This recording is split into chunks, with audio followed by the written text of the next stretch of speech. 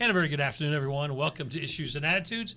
My name is Jeff Owens, WEIU General Manager. Today we're talking all things Mattoon YMCA, as well as the Toledo Neal Center YMCA. Blake Fairchild, Chief Executive Officer, is here. Absolutely. Appreciate you having me today, Jeff. Good to get the big dog out of the cage is what we've been saying over there. So welcome, Blake.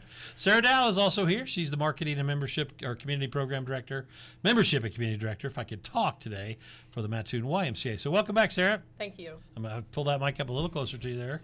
So I guess we'll start off with just kind of, what's new right now, what's happening as we kind of are, summer's kicking off here in the area. So what's happening at the Y? Absolutely, yeah. The summer is just a busy time for us. Summer camp is the fun. I always joke with the staff, that first day of summer camp is one of my most favorite times of the year. We go from, quiet hallways at 10 a.m. to loud hallways, on the daily basis. But yeah, this year we've got about 120 kids a day coming to our Mattoon facility for summer camp, and close to 30 in Toledo at our Neal Center YMCA, which is more than what we've ever had down in Toledo. So yeah, Macy Boyd, our Youth Development Director, and Emily Hayden are working hard on programming this year for our summer camp and just providing them one heck of an experience for the youth this summer. So a lot going on, yeah. In the membership department, we have a Join in June special. So a lot of times we get college students who are home, or maybe people whose schedules are a little bit different, or just wanting to try out the Y. So you can join any day during the month of June if you are a new and or maybe a returning member, and you pay 1 month dues and you get the month of July for free. So it's good for all categories. I was on the phone with a grandma this morning about for two youth, because kids are bored already.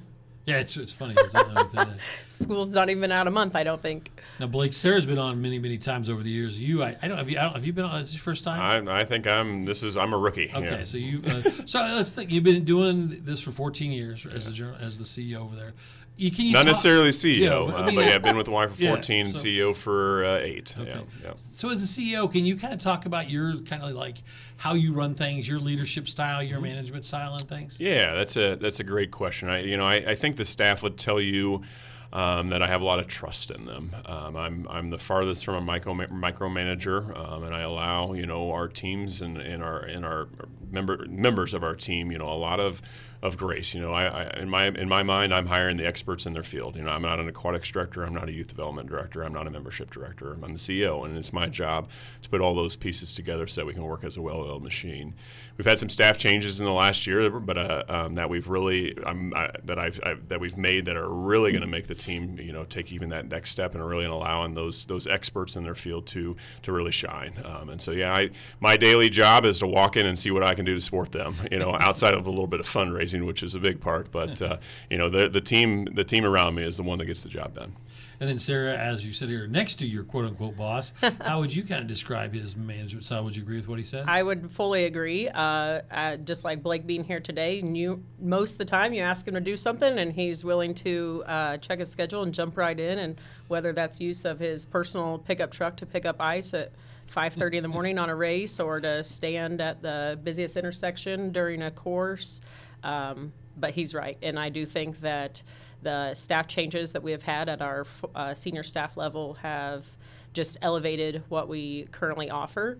My department as a membership, we went back to a staff of 3, one having a counterpart full-time in Toledo, and just seeing those things continue to grow. I know you'll probably ask about numbers here in a minute, and how those continue to climb since COVID, which now we're 4 years out, which is wild. And we're going to ask Blake all the number questions here later on. Great, that's why we brought him. Since he's the rook and everything. Speaking of running and sitting at the races, the Run for the Bagel. Bagel Fest is already next month. Oh. Wow.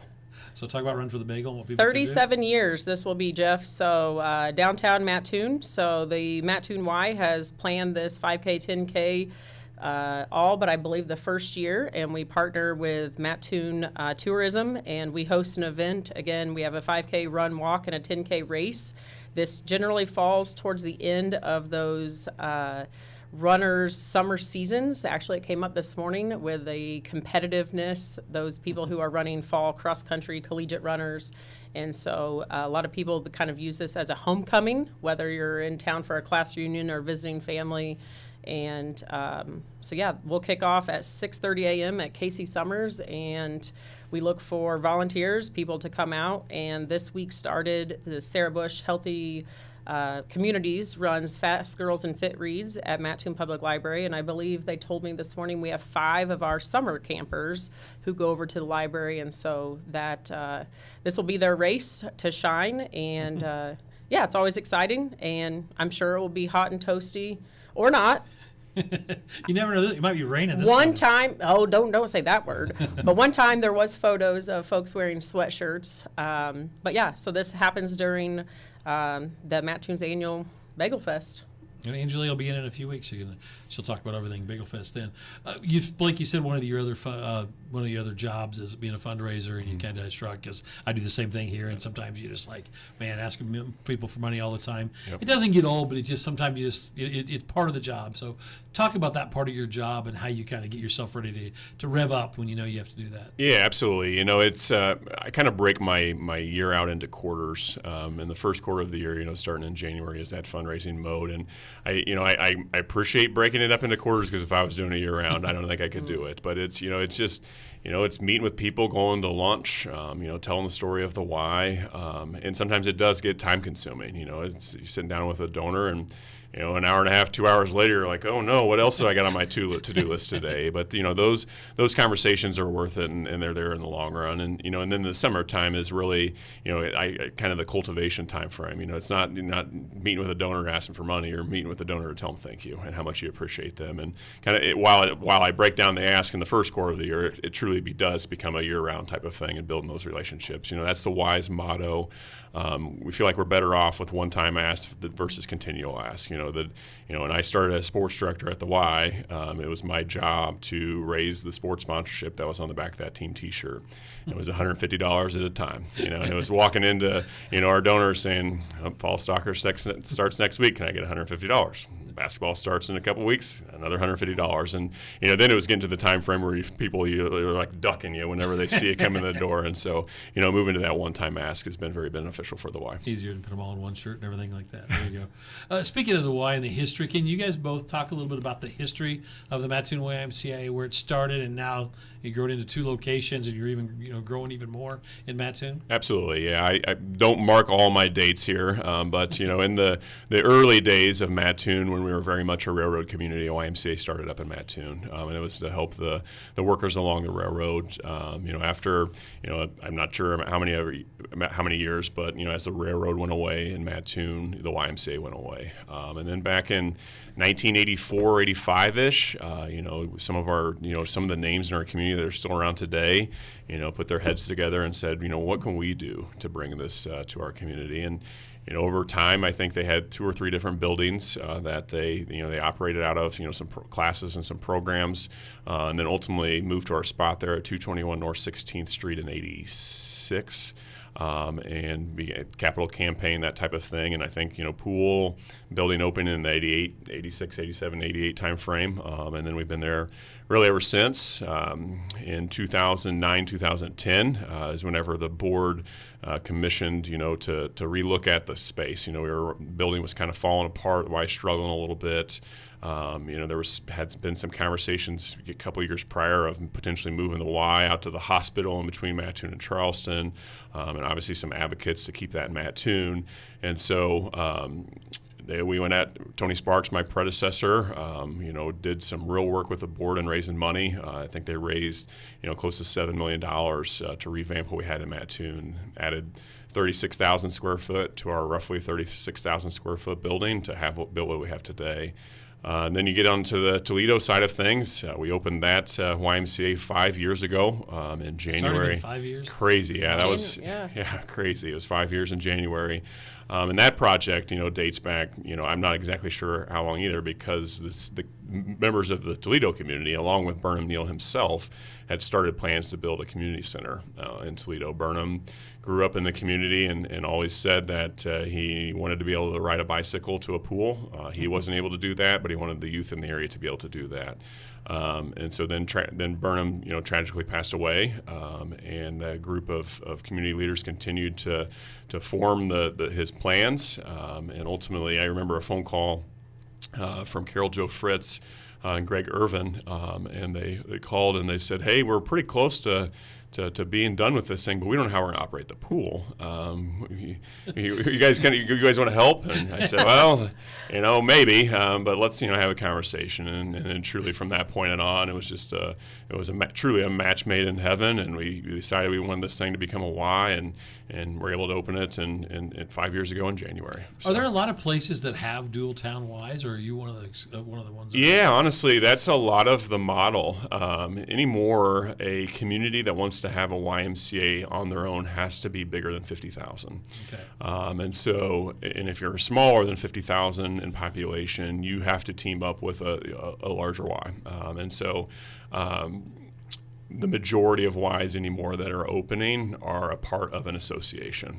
So like Chicago Metropolitan YMCA's got maybe a couple dozen YMCAs in all just different, communities within Chicago. And, same thing can be said in many of those bigger cities.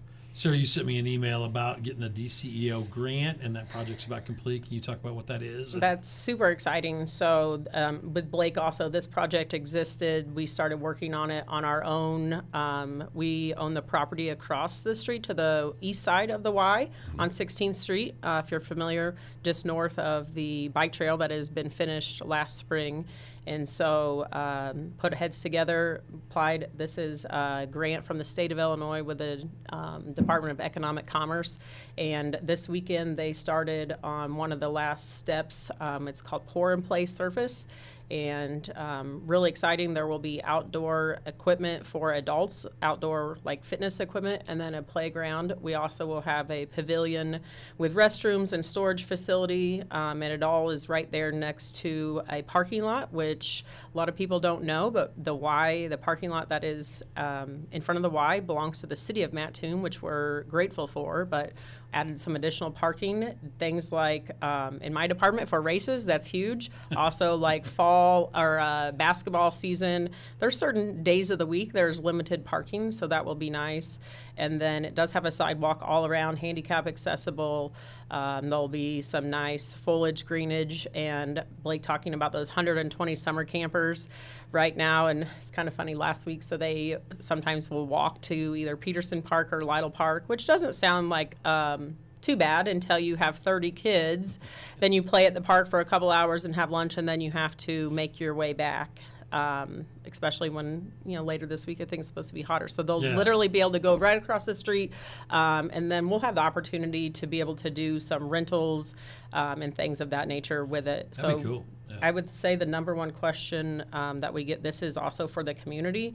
The Y, even though we are like the owners and it is ours, but it is in downtown. And so just to add another developed green space is fantastic. And again, this started... Yeah, this was probably 5 years ago, and actually starting to create plans for Block 109 honestly started probably 8 years ago for additional parking. And at that point in time, we had, a massive parking problem, and our board was pretty close. And then some competition entered the area. You didn't have a problem. There was no place to park, Blake. Yeah, I know. But then we made a decision to put that project on pause. And then here we are again. And as Sarah said, everything she said there is we are so excited. And it almost feels like a new programmatic space to us, just like a wellness studio would feel. Are you both amazed at how downtown has transformed over the past few years? I remember when I was at Cromwell in downtown, that was a dream to do all this stuff that's now happened, some 30 years later. It's just crazy. Bagel Bites was this past weekend, Yep. The new park you're putting in, your building, and all the stuff that's going on. Talk about downtown and what it means. Downtown is incredible. And what we've got going on, I kind of finally feel like we're part of it. I say that and don't take that the wrong way, but, our building has been there now, for 14 years, and a lot of work in the downtown area has happened in that 14 years. And now I feel like this Y Park that we're kind of calling it is another addition to that. The days of having people parking in a grass lot whenever we have a downtown parade are over. And now I feel like I'm giving, or the Y itself is, giving back to that downtown area and a lot of the opportunity that we have down there. Also coming up later, early fall, I guess it would be this Last Chance Triathlon Can you talk about it? Yes, and so like Blake mentioned, there are times, so having this outside space will be fantastic. We have shifted the date. The Last Chance Triathlon, I believe, started in 2010. And just to clarify, the last chance means the last time probably before the weather turns for triathlon season. So we host inside the Y. It is a pool swim. And then we utilize the road, and then we switched last year, so they run on the bike path. So it's an out and back on the bike path. So having those amenities, and like I said, green space and the development, we work very closely with the city of Mattoon, Mattoon Tourism, the chamber, and all of those things. So just great partnerships. And so this event, we have, the last couple of years, we've seen an increase in adaptive athletes, and having just a safe and secure space and roads and sidewalks for participants to participate in. As a race director, that's not common in a lot of small towns. So pretty exciting. You know what I learned this morning? What's that? I didn't know how to spell triathlon. I had an extra letter in there. I couldn't figure it out. It's just triathlon. There you go. I saw something else. I don't know much about it right now, but it's the 30 or the 15-day or 14-day daily challenge to folks. Can you talk about that and how they can get involved and stuff in the community? Month of July. So I mentioned earlier we have the Join in June special, but we offer members lots of different accountability sources and just programs and things to kind of help keep them utilizing our programs and services. And summertime, sometimes people, New Year's resolutions might fall off the radar just a little bit, but this also pairs well with our membership specials. So this is our next membership challenge is in the month of July, and we have two offerings, a 15-day, or you can do the whole 30-day, and it's just to encourage movement or some type of health. It could be reading a book. It could be sitting down and doing a devotional and reading your Bible. It could be taking a walk. But just to track those for either the 15 or 30 days. And this will be our first challenge that pairs well. We launched with the YUSA new app in January. And for our current members, this is not necessarily new. Is that the 360 app? The 360, You're right, Jeff. So that way they can utilize that technology. So it's just one more way to log, do some fun little prizes. And new this year, we switched it up. It's free, and it's only $5 if you choose to get a T-shirt. We sometimes get interesting feedback when we do program surveys, and some people love a free shirt. Some people don't want a free shirt. Some people don't need any more shirts in their closet. And so if you choose to, so essentially it's a free program included in members. This is a good way to include our Center for Healthy Living members who have the access out at the hospital and just utilize the app. And we still have paper for folks who are traditional old school. I just remember those T-shirts after the kids are done playing. Those would be their sleeping shirts. Absolutely. You know? Yeah, that's what my girls wear all the time. And they do it all, and then they just finally got more. Yeah, and they wear out. That's funny. Pickleball seems to be like the most biggest thing that has ever hit the world lately in terms of sports. Can you tell us what the Y is doing? I know Peterson Park just added some pickleball courts as well. Yeah, they did. So from a Y standpoint, we offer three courts at our Mattoon facility, two at a Toledo facility. Monday, Wednesday, Friday mornings, traditionally in the wintertime, is a large group of pickleball people, and it's nothing to see, I don't know, up to 30 people, maybe even more than that, and they're playing pickleball. We also have a group that comes in the afternoons. Their schedule has changed a little bit now that they do have that outdoor opportunity and then us with summer camp, but there's a community out there, Jeff, and they're playing all over the place. They travel from Mattoon to Effingham to Charleston, and there's a lot of camaraderie and a lot of fun going on in the pickleball world. Yeah, I think even Charleston's getting ready to add some courts here. The rumor has it inside. So yeah, it's just amazing how this sport that I didn't even play it, and I never knew anything about it until I came to the And now Y. it's on TV. There's pickleball championships. I remember when we opened in 2010, somebody said you need to add pickleball courts, and we hadn't heard anything about it, but we did put little corner marks in the gym floor so that we knew in the future if this came, we could tape it off. Okay. But yeah, we probably should have put the permanent lines in there. Who knew, man? Who knew this was going to happen? Yeah. Blake, is there a toughest part of your job? I mean, we talked about the good stuff today. I mean, is there a tough thing, when you're the CEO of a YMCA? Well, that's a great question. Man, you kind of put me on the spot there. I always joke, one of the things that Tony had shared with me, and he was certainly, very much, and even to the day, a mentor for me. He's a good dude. He is a very good dude. He just said he's lonely at the top, and I never really knew what that meant. And at times you find yourself in decision-making positions where it's like, holy cow, who can I get some advice from? And so that's when he's talking about that, it's exactly what he meant. And just working your way through that and recognizing that not all of it falls on your shoulders, and so, even though sometimes it does. Okay, it's a good answer. It's a good thing. Remember, we added your membership. You said is up. Things are going well in terms of numbers wise at the Wise. Yeah, I can talk on that too. My fun thing with the membership is the Toledo Village. The village population in Toledo is 1,200, and we have over 1,800 members at the Neal Center YMCA. And so we can always make that claim that we've got more members than population. That's awesome. And the fun thing too about Toledo is while we have been open for 5 years, we did have COVID in the middle of all of that, and the build it and they will come mentality happens in the Y world, and you really hit that peak in that 4 or 5 year mark. And unfortunately, with COVID, we peaked in February of 2019, and we got shut down the next month. Yeah. And so finally this year, basically on our 5 year anniversary, we broke that peak and are absolutely growing and are ahead of where we were from a membership standpoint ever in Toledo. So it's going to keep growing there. In Mattoon, we were closed for 2 months, and that was very much a difficult time. And one of the nice things about our business model is you can join today and you can cancel tomorrow. It's also a negative part of our business model when a pandemic hits. And so, we lost up to 30% of our membership there in that 2 month period. And, in that time, if you're working out at the Y, you're building a relationship with a person, a class, and, you're not just because the Y's closed going to stop that, or a piece of equipment is what I always joke with. So, we found that folks found, online services or bought equipment for their own in-home gym. And the piece that amazes me, even to this day, we get people coming in and say, I'm just coming back for the first time for COVID, and it's because I'm missing the people. So they found that new routine in 2 months, and we're still grinding to get some of those folks back. But today, we're probably in the Mattoon side of things, probably between 6 and 7% still behind our peak number or behind where we were pre-COVID, but climbing every month. I show the board almost monthly some growth, and it's year over year every month. Well, the other thing that people really like to talk about in Mattoon is population has went down a little bit. That's it's one of those things you don't talk about it because it's if when it's bad news, people don't like to talk about it, but it's unfortunate news. But it's out there as well. Youth development and kids sports have always been part of the YMCA. What can people expect? Anything new in the upcoming months or anything? Not necessarily in upcoming months. We've got the nice thing about the city of Mattoon and baseball, softball, and the Y's relationship is we kind of all stay in our same lane and try not to overlap with each other. And so in the summer months, we don't offer our youth sport because we know other organizations in our town are offering those.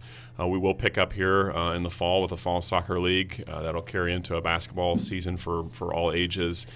We have moved to an outdoor spring soccer league. We used to do indoor inside the Y, and we truly ran out of time in the day.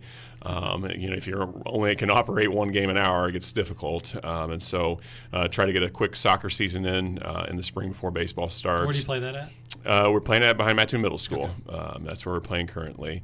And then the other, I guess, as far as new, we are in some conversations with down in Toledo. Is there an opportunity for us to, play flag football?